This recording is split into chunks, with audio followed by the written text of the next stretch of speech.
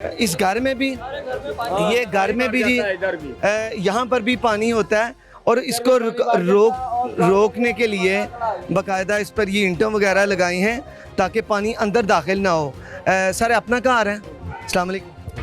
पानी कितने कितने फुट अंदर चला जाता है, कितने फुट चला जाता है? फुट ते तकरीबन इत्थे तक आ जाता, फुट तकरीबन चला जाता है, ये गली के बराबर हो। यानी ये कोई 4 फुट तक जो है ये पानी अंदर चला। वो कैसे निकालते हैं पानी, किस तरह करते हैं? बाल्टियां रखी हैं, बाल्टियां ने कड्ढी दा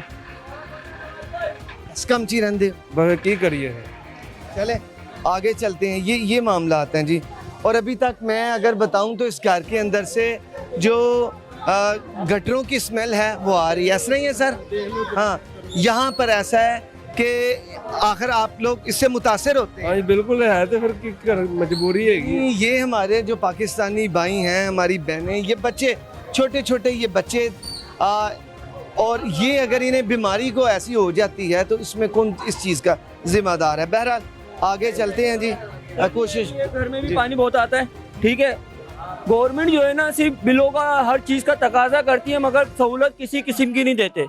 गैस यहाँ नहीं आती, पानी बेनतहा हो जाता है। अभी इत्तेफाक से ये गटर खुले, ठीक है। ये सारा पानी जो है ना हम लोगों ने खुद अपने हाथ से निकाला है वाइपरों में, वरना ये बेनतहा पानी जो है ना घरों में घुसा हुआ होता है।